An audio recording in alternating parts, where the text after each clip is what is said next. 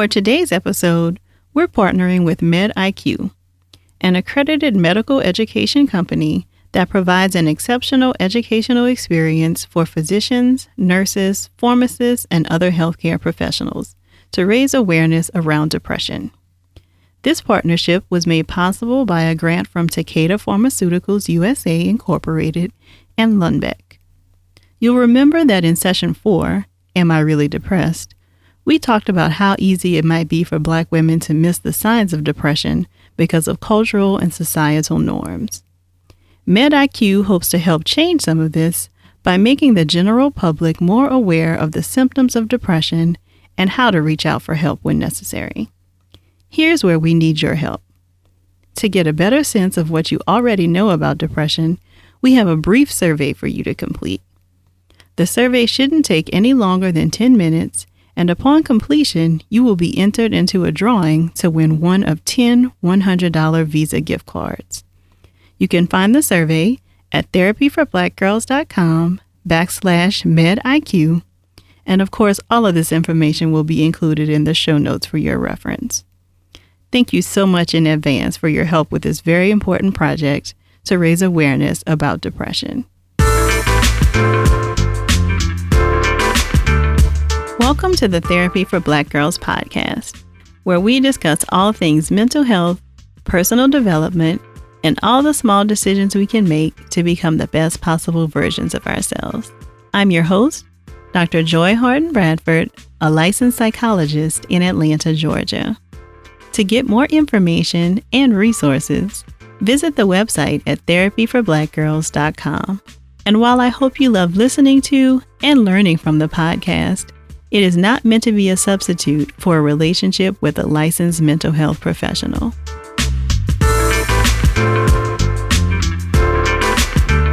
Hey y'all, thanks so much for joining me for session 33 of the Therapy for Black Girls podcast. We've made it to that time of the year that you've either been looking forward to or dreading for any number of reasons. Next week officially starts the holiday season, even though some of the stores have had their Christmas decorations up for at least a month now. Heading into the holidays often brings up a lot for people. So I wanted to spend some time today talking about the difference between the holiday blues and depression, and to offer some tips on steadying yourself for the holiday season. The holiday blues might best be described as increased sadness and anxiety during the holiday season for a variety of different reasons. An article from UC Davis Health indicates that some of the reasons we see an increase in sadness and anxiety is related to a couple of factors. The first is time change. We know that we've just set our clocks back an hour, which means we have fewer hours of daylight, which can have an impact on our mood, resulting in decreased energy, loss of interest in pleasurable activities, and sleep disturbances. A second factor that may contribute to the holiday blues is increased alcohol use. So we know that many times when we gather to celebrate, alcohol is often a part of the equation. And since there tend to be a lot of gatherings for the holiday season, we may be consuming more alcohol than usual and may not really be paying attention to actually how much alcohol we are consuming. It's important to remember that alcohol acts as a depressant on the system. So if you're already feeling a little down, the increased alcohol may actually make your mood more depressed. A third factor that may contribute to the holiday blues is unrealistic expectations about ourselves. The article from UC Davis Health states, during the holidays, we frequently meet other people that are quite successful and are advancing throughout their careers. This may lead us to place unrealistic expectations on ourselves concerning our own accomplishments or our perceived lack of them. None of us is perfect, and sometimes we develop unrealistic expectations over the holidays of what we should accomplish and focus on our failures. Be realistic in what you seek to achieve, both personally and professionally. Don't label the holidays as a time to cure all past problems. The holidays do not prevent sadness or loneliness.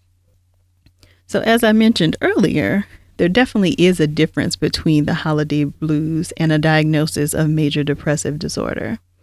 And it's important for us to be aware of the symptoms of depression so that we'll know whether we're actually struggling with holiday blues or something more serious. To meet criteria for a major depressive disorder, a person must experience 5 or more of the symptoms below for a continuous period of at least 2 weeks.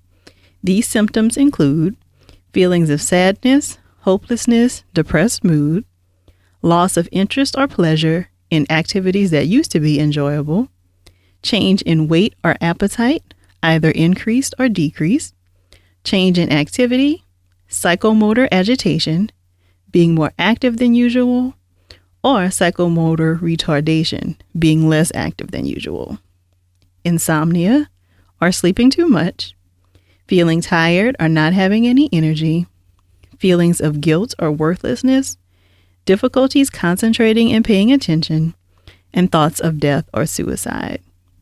These symptoms must be present every day or nearly every day and must cause significant distress or problems in our daily lives or functioning.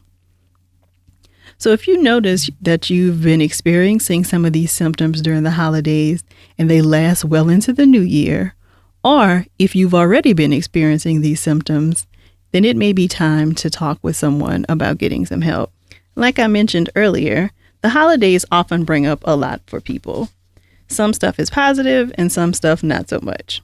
So I wanted to offer you 6 tips for steadying yourself for the holiday season. So the first tip is to be realistic about your budget. I think there's often a tendency to overspend to show the people in our lives just how much we care about them. And I think we need to question whether this is really necessary. And I often wonder if we get into overspending as a guilt reaction for not spending enough time with the people we love throughout the year. So something for you to think about. A couple of ideas about being more realistic and smart with your money. 1, think of gifts that you can give that don't have an obvious monetary amount. So can you do things like offer to babysit or make a special playlist for the people that you love?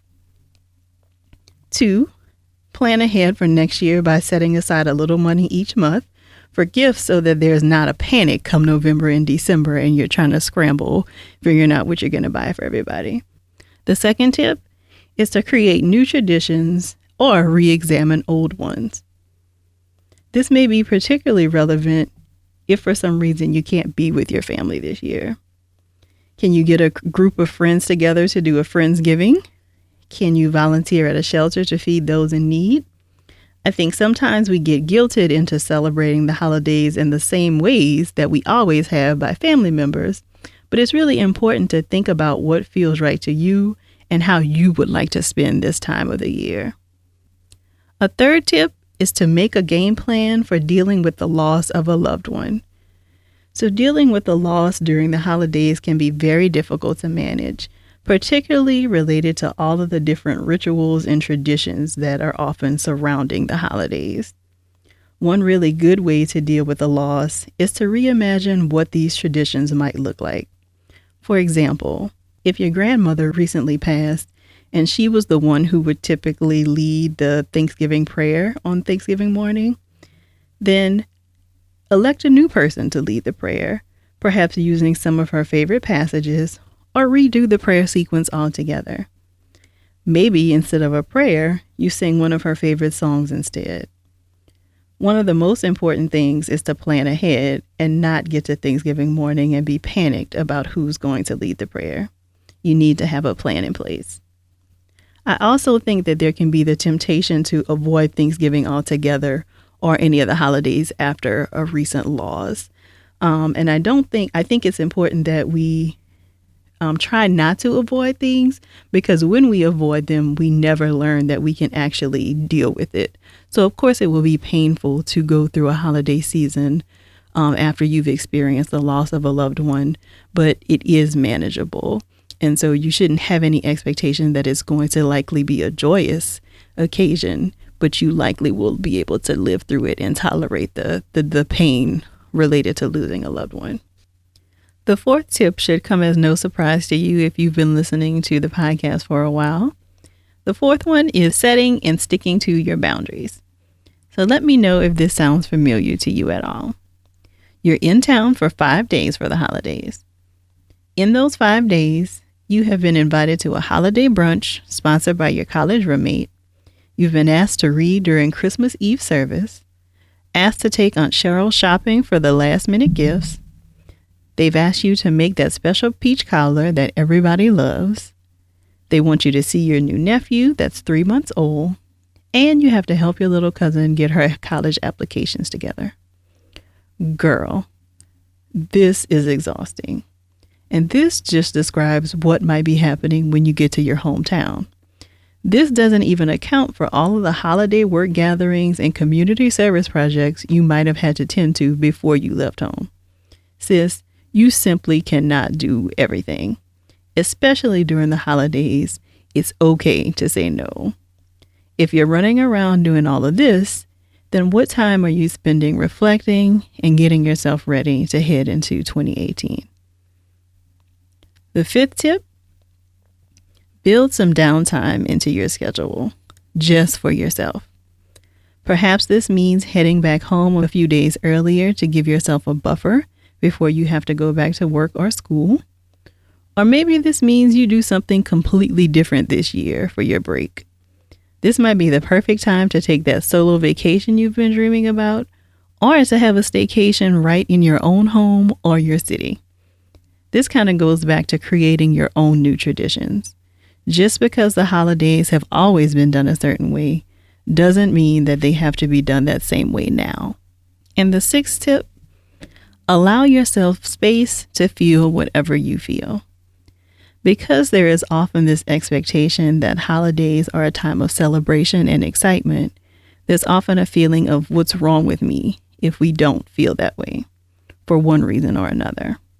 It's okay to be sad about a recent loss, or to be so worried about the state of our country that you just don't feel so jolly. Or if you just are not feeling it this year, all of that is okay. Give yourself permission to experience your feelings without making any judgments about them. You don't have to explain yourself to anyone. So I'm curious to know what your plans are for maintaining your sanity during the holiday season. Share them with us so that we can all get some ideas. Make sure to use the hashtag on social media, TBGInSession. And if there's a sister in your life who has not heard about the podcast, stop whatever you're doing right now, unless you're driving, and send her a quick text message to let her know about the podcast. If you want to continue the conversation about steadying yourself for the holidays, come on over and join us in the Facebook group. You can join at therapyforblackgirls.com/tribe.